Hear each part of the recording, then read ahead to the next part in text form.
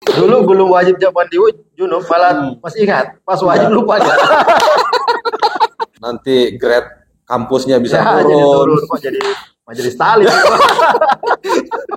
Mau ketawa takut dosa.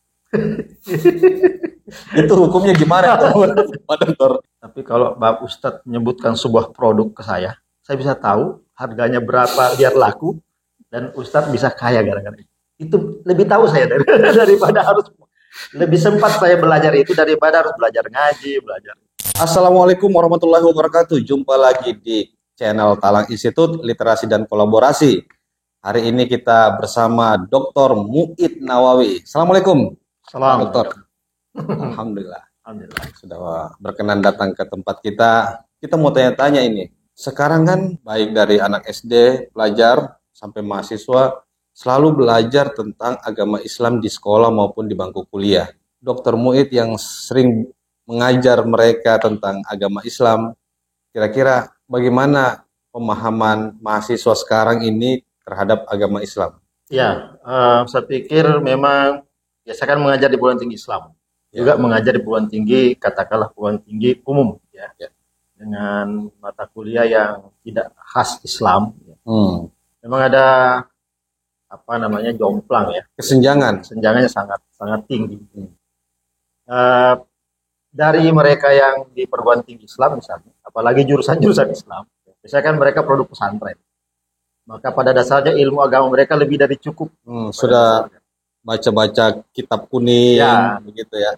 Nah sebaliknya, yang di perguruan tinggi umum itu jauh ya, sangat tidak cukup. Kalau tadi lebih dari cukup, ini sangat kurang, sangat kurang.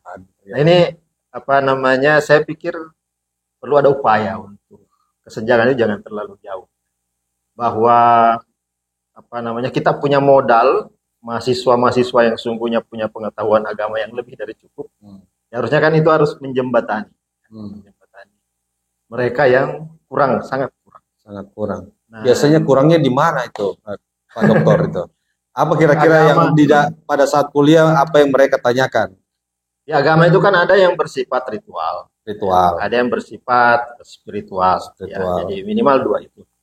Kalau yang bersifat spiritual itu biasanya sih tidak diajarkan secara kognitif, tidak diajarkan. Mungkin dicontohkan. Misalnya dia bersifat welas asih. Mungkin dia lihat orang bersifat, orang tuanya misalnya melakukan itu sudah bisa diajar. Itu bisa menular ke anak. Tetapi yang bersifat ritual itu harus kognitif. Mereka harus tahu caranya, manualnya seperti apa. Dia harus dapat. Dan lebih daripada itu harus ada contohnya. Kalau tadi yang ritual yang spiritual itu mungkin tidak perlu ada kognitifnya, dia langsung lihat contoh. Kalau yang ritual ini butuh dua tahap, Kalau salah satunya kurang, itu akan bermasalah. Maksudnya itu yang saya maksud tadi dengan pengetahuan yang kurang dari cukup. Misalnya gini, mungkin di tingkat tertentu di hidupnya, katakanlah mungkin di TK, ikut TPA dan seterusnya, mereka pernah mengetahui itu. Tapi kemudian kalau dia tidak lakukan, tidak dipraktekkan, dia lupa. Contohnya umpamanya dulu di SMA diajarkan cara mandi junub, ya misalnya. Begitu kuliah lupa. Dulu belum wajib mandi junub, malah masih ingat. Pas wajib lupa dia. Karena tidak dipraktekkan. Itu kalau mandi junub katakanlah agak jarang ya. Tapi kalau wudhu misalnya, setiap hari harusnya dilakukan dan tidak dilakukan, dia lupa pasti lupa.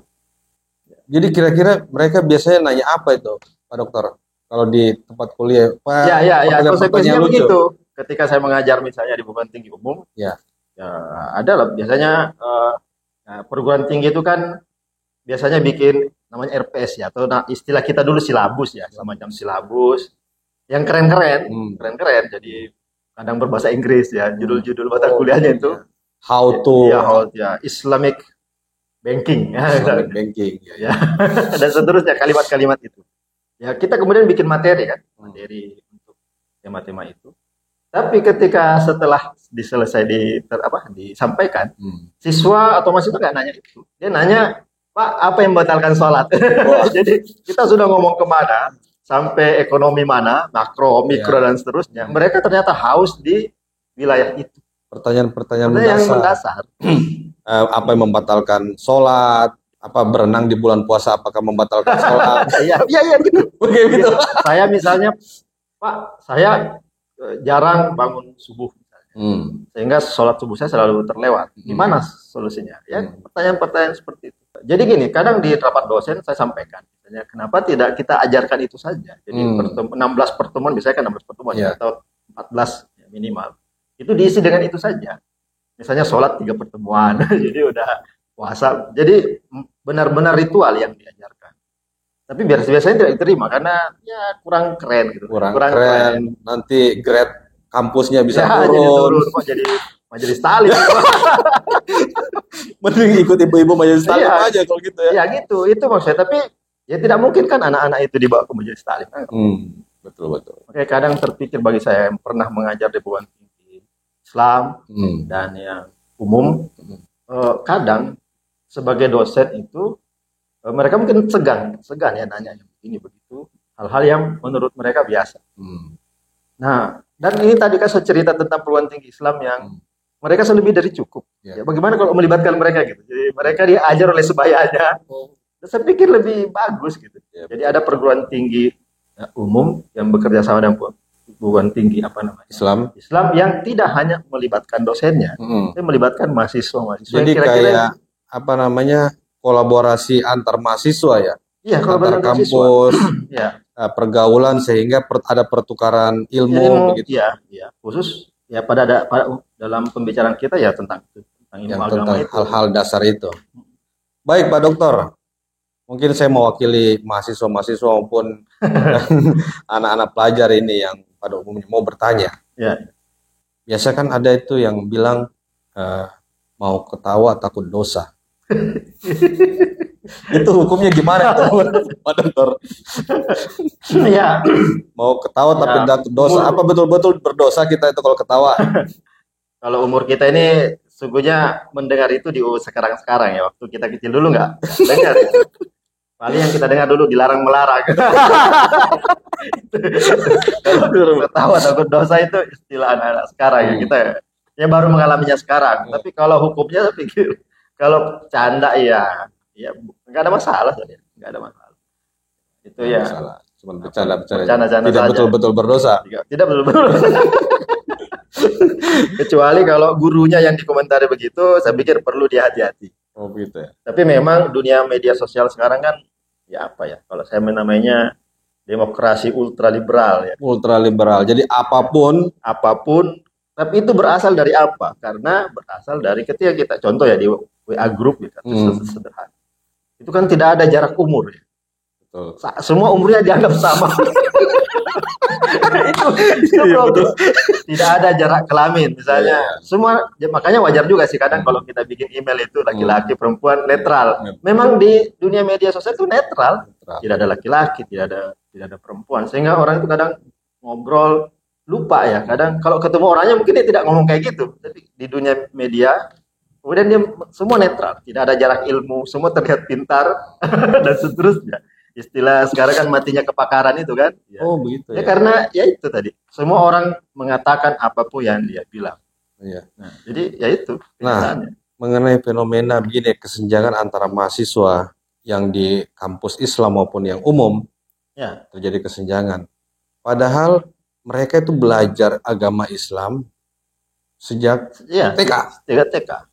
Begitu. Nah, kira-kira ada penelitian dari Pak Dokter atau bagaimana? Kenapa masih sangat rendah pengetahuannya tentang kenapa dia masih ada penelitian atau bagaimana? Pertama tentu saja tidak semua yang kita bilang mereka belajar dari kecil. Ada yang memang tidak belajar dari kecil. Oh gitu. Saya tentu saja harus meneliti lebih jauh ya. Kenapa? Tapi saya sederhananya begini. Biasanya menengah ke bawah atau masyarakat di pinggiran kota. Dia mungkin masih kental itu belajarnya. Mungkin ada musola di samping rumahnya. Ya ikutlah dengan teman-temannya TPA dan seterusnya. Mereka punya modal kognitif. Masih ikut-ikut. Sedangkan yang satu lagi yang mungkin di kota, ya menengah ke atas misalnya, Dia punya kesibukan lain. Dia punya kesibukan lain les selain piano, ya, les piano dan les balet. Ya, seperti itu. Sehingga secara kognitif, tadi saya bilang kan, karena ritual itu harus tahu caranya. Itu yang mereka kurang. Itu yang kurang. Tapi di tingkat tertentu, ketika sudah mulai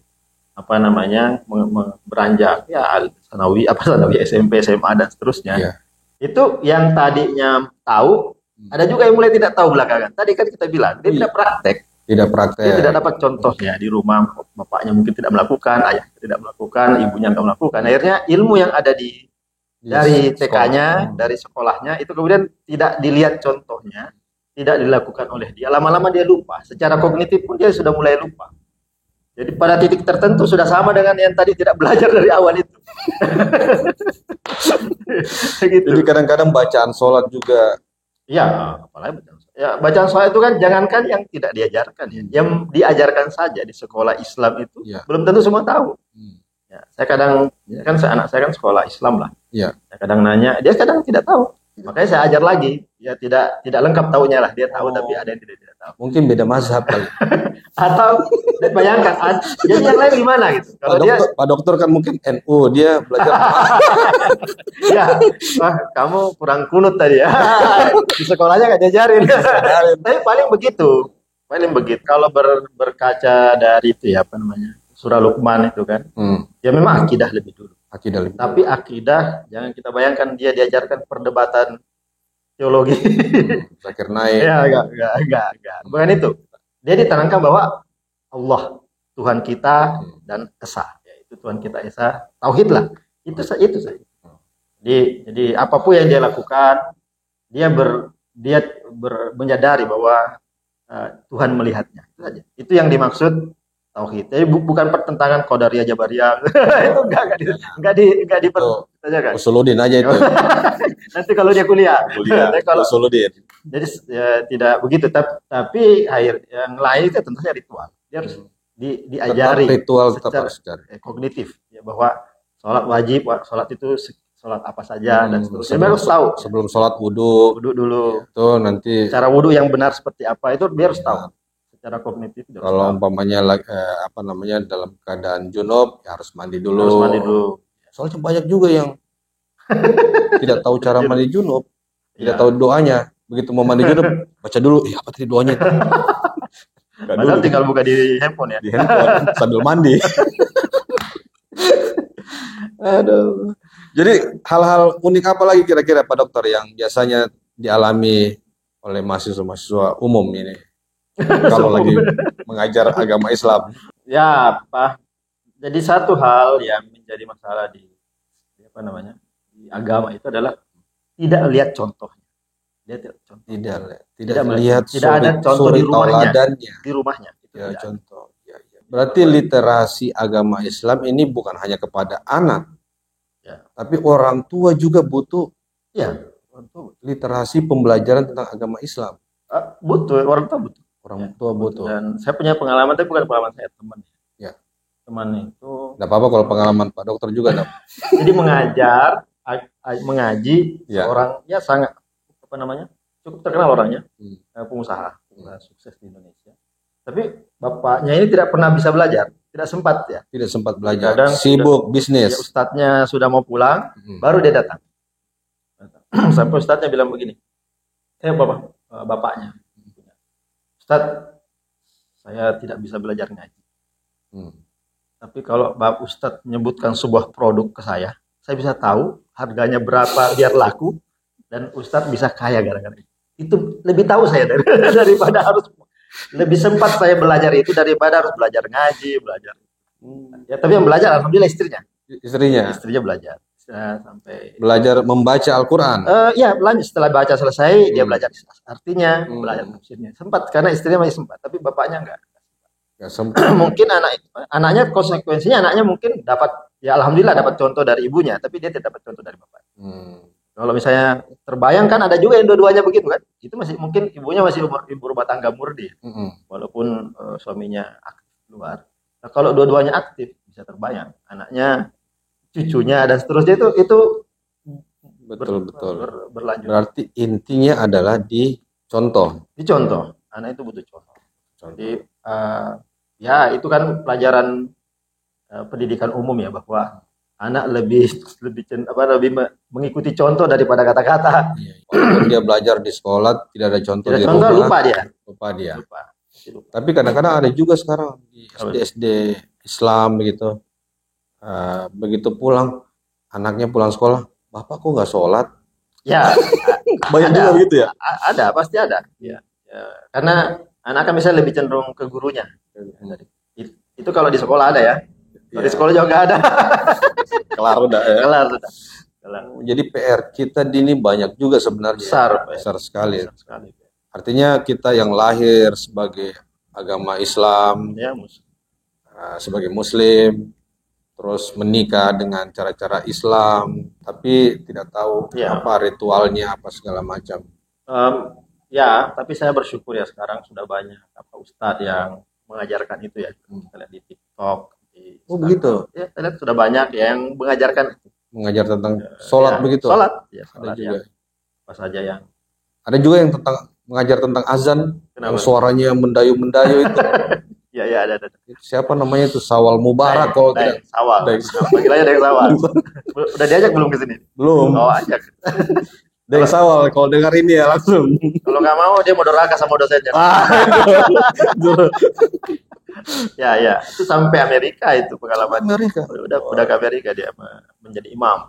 Jadi belajar agama sebenarnya juga tidak rugi ya.